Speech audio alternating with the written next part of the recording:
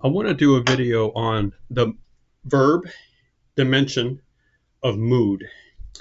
In these videos, in this section right now, we're looking at six um, dimensions of verbs, or six things of information the verbs can carry: person, number, tense, voice. Now we're on mood, and then after this we'll do aspect. So let's talk about mood. Mood has to do with how the clause is connecting with reality, whether the speaker of the clause is saying this is reality, or the speaker might actually be jumping up to a hypothetical level of pondering, saying, what if it were like this? What if this is a conditional version of reality? What if things were different? What would it look like? So I think that's really a very helpful way to think of mood. It doesn't have to do with the emotions, that are being expressed with the utterance, as we might talk about a person's moods. Okay. No, in fact, this has to do with the clauses being situated in a certain type of reality, here and now reality, or a conditional, there and when reality, if you will. So the first mood is the indicative mood. If a verb is in the indicative mood, the clause that it's part of is basically saying this is the case, this is real. In the here and now, it's the actual situation. So indicative, literally the word is connected to the word index, and index is point to point. All right, so we're pointing at things because they actually exist, if you will. Indicative mood. Okay. The rest is related to a hypothetical realm of what could be, given different things that might or might not happen. Okay, so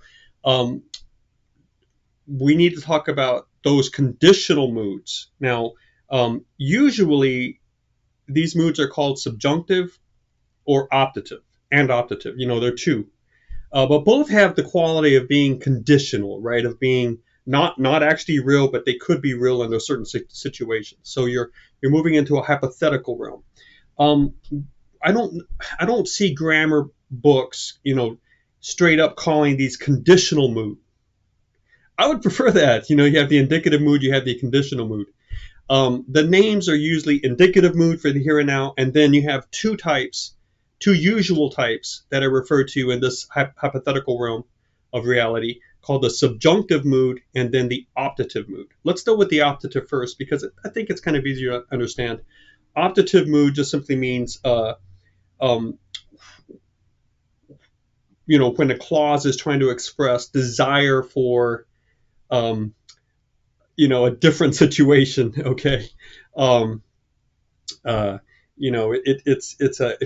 If you look at the word optative, if you do the word history on it, not that, okay, I don't want to fall into the fallacy, which I think I'm a little prone to, of always linking up the word root to some essential way the thing functions, because there are many words that their roots are too far removed from how we're using them now for knowledge of its root to be of any good for us.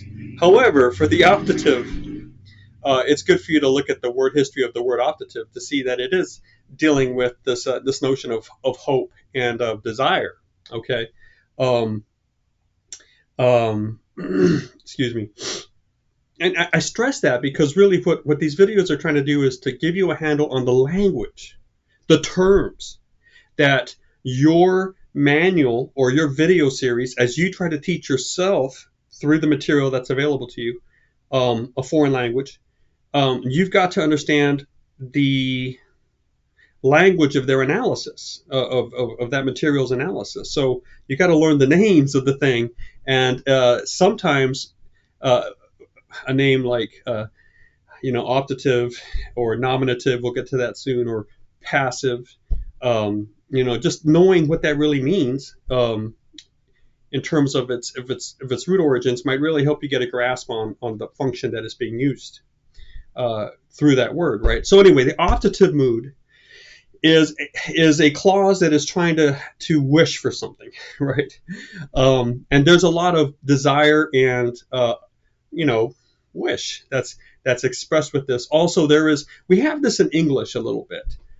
There's a sense of now for English, because of the way we do it currently, we're gonna convey this information by using words all around the clause to bring it through. Like we might say, "I wish that." Okay, well that's your optative mood there. You're not inflecting any verb at all. You don't have to memorize anything. It's just got to know what these individual words mean, and you get the idea. What Latin can do with one verb, English then has to do with 10 or 12 words, right? To express the optative. May the king live forever. Long live the king. Optative mood, right? Let us pray. Let us move forward. Okay. I've always wondered about that phrase, let us. You're asking for permission. You're desiring this. That I think that would be the optative mood. Okay. Now the subjunctive mood is a little more complex or complicated. There we go. I like that word better. Complicated. The subjunctive mood tries to express the different scenarios of a genuinely different form of reality. Okay. In English, we do this with the if and the then, very much so, but we also still use a subjunctive form of certain verbs. I'll show that in a second.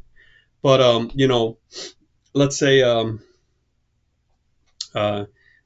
this is a pencil and it's yellow. Okay, that's indicative mood because you can verify it right now. I'm trying to make a statement with that clause about this current reality, right? But if this had been a pen, right? If it were a pen, it would probably not be yellow. You don't see too many yellow, ink pens, right? So I'm just trying to do an example here, so don't hold me too literally to it. But if it were a pen, it wouldn't be made of wood. There we go. This is a pencil that's made of wood, right? If it were a pen, it wouldn't be made of wood. Okay, all right. That's subjunctive. We're talking about a different form of reality that's not at play right now. Okay. Now notice what I did with trying to express that information. I put a lot of words around it. I put if and then and all of that, right? I also, so because of English, we convey this information about the verb's dimensions with word order and with modal words and just other words instead of inflection. And but I did something interesting, right? Because this is a singular object, right? In terms of person, this is singular, just one pen, a pen. So when we go and we attach verbs, the verb to be is, okay, we go, this is a pencil. Now the plural form of the verb is are, right? I would never say this are a pencil, right? However, when we use the subjunctive in English, sometimes we do that. We used a past tense plural form of the to be verb, if this were. How come I didn't say if this was, right? It's if this were a pencil. And you're going to see this in the perfect tenses as well with the had. Had I been there, right? That's not necessarily switching around the number like the was to the were, but we still have ways of signifying the subjunctive within the verb itself in English. It's not many at all. It's just a few situations, and it's getting more and more rare for people to actually use this and to know how to use it. So many people will just say, if this was a pencil, if this was a pen, it would be heavier or whatever, be made of plastic. It wouldn't be made of wood. So the grammar, the current grammar is changing, which is to be expected. Those changes happen every 10, 15, 20, 50 years. Okay. No point in stopping it. Just roll with it.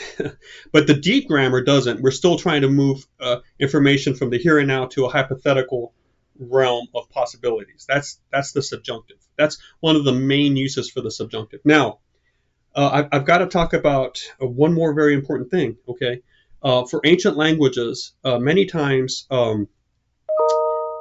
that's my email.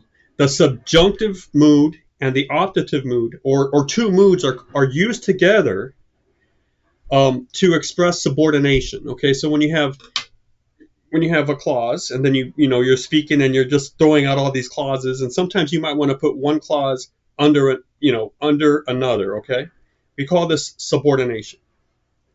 And in English, this is your complex sentence. This is your compound complex sentence. Okay, the subordinated clause. Okay. So if you've studied clauses in basic English grammar, you have your independent clause and then you have your subordinated clause. So many times we want to express some sort of hierarchy among the ideas that we're coupling together. Cause and effect situation, all sorts of things. Moments in time thing, when I was there, I was able to talk to him. Okay. Well, the point is when you're putting clauses together like that, and you are trying to arrange them according to coordination or subordination.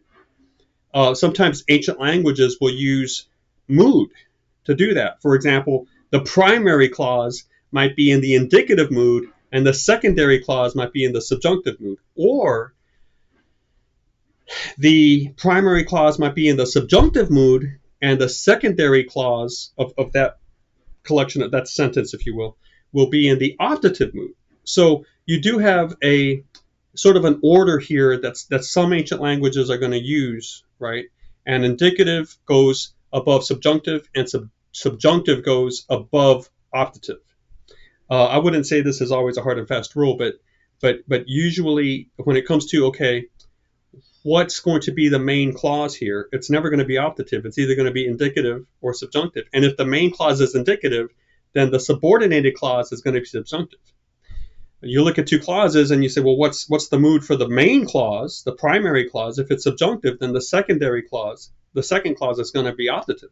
Okay, so when you can recognize the verb forms of those two clauses, and you go, oh, this is subjunctive, this is optative, and they're in a subordinated relationship, then you know that this is the primary clause, this is the secondary clause, and you're able to really move through that material with proper understanding, because you're able to see how some languages use mood not necessarily to talk about reality, but sometimes to order the arrangement of independent and dependent clauses in relation to themselves. All right, you are getting tricky here. This is a little harder to understand than I would say number, person, tense even. So let me just stress again, you have a world of information at your fingertips here. You have online videos, you have AI, you have so many things that can give you information about this. And there's no need at all to settle for just one answer. Research, what is the subjunctive mood in Greek? Get 7 or 8 answers. Find the ones that make sense to you, that are readable, that are understandable, that are at your level at this point. Read them, think about them, see how we use it in English, move forward this way. So please none of us here be under the impression that these videos are meant to be an exhaustive explanation of this. I'm just trying to give you sort of a purchase on this boulder you're climbing, a finger hold. It's a huge climbing process, and the more that you're able to grab onto one thing here and a little thing there and a little thing here, the more that you can inch upward. You see what I'm saying? That's all these videos are intended to be. So I hope that they're of some sort of help for you, but I would always say supplement them with your own research online. That's the best way to go. Thank you for watching.